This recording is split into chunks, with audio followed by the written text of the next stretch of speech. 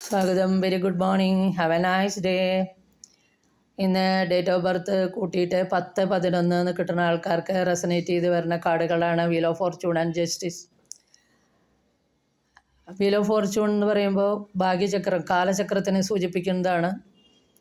നമ്മൾ നല്ല കാര്യങ്ങൾ, ഗുഡ് ഡിസിഷനൊക്കെ എടുത്ത് യൂണിവേഴ്സിൽ ട്രസ്റ്റ് ചെയ്ത് മുന്നോട്ട് പോകുമ്പോൾ നമുക്ക് ഗുഡ് ലക്കും സക്സസ്സും കിട്ടും.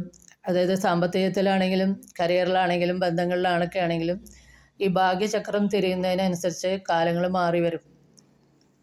അപ്പോൾ ചില സമയത്ത് നമുക്ക് അനുകൂലമാവും, ചില സമയത്ത് വെല്ലുവിളികളെ നേരിടേണ്ടി വരും.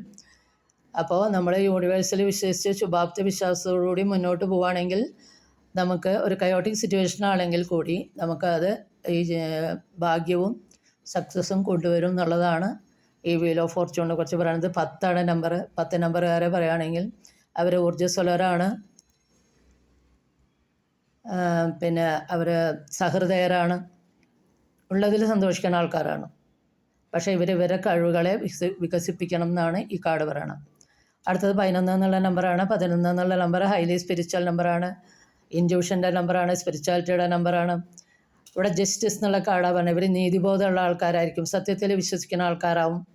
അപ്പോൾ കർമ്മസിദ്ധാന്തത്തിൽ വിശ്വസിച്ചുകൊണ്ട് മുന്നോട്ട് പോകുന്നതായിരിക്കും. നല്ല കാര്യങ്ങൾ ചെയ്യുമ്പോൾ നല്ല ഫലങ്ങളും, മറിച്ചാകുമ്പോൾ മറിച്ചുള്ള ഫലങ്ങളും. ഇവർക്കുള്ള മെസ്സേജ് എന്താണെങ്കിൽ ഏതൊരു കാര്യം നമ്മൾ അതിൻ്റെ പൂർണ്ണമായ സത്യാവസ്ഥ മനസ്സിലാക്കി മാത്രമേ ജഡ്ജ്മെൻ്റ് എടുക്കാവൂ എന്നുള്ളതാണ് ഈ ജസ്റ്റിസ് എന്നുള്ള കാർഡ് പറയണത്.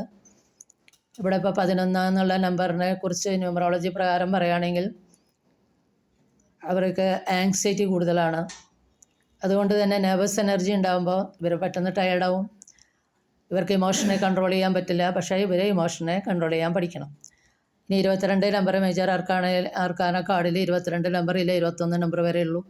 അപ്പോൾ 22 എന്നുള്ള നമ്പറിനെ ന്യൂമറോളജിയെ കുറിച്ച് പറയുകയാണെങ്കിൽ ഇവർ ഹൈലി പൊട്ടൻഷ്യൽ ആയിരിക്കും, ഔട്ട്സ്റ്റാൻഡിങ് ലീഡേഴ്സ് ആയിരിക്കും, സോഷ്യൽ വർക്കേഴ്സ് ആയിരിക്കും, വലിയ ബിസിനസ്സുകാരായിരിക്കും. ഇതൊക്കെയാണ് 22 എന്നുള്ള നമ്പറിനെ കുറിച്ച് പറയാനുള്ളത്.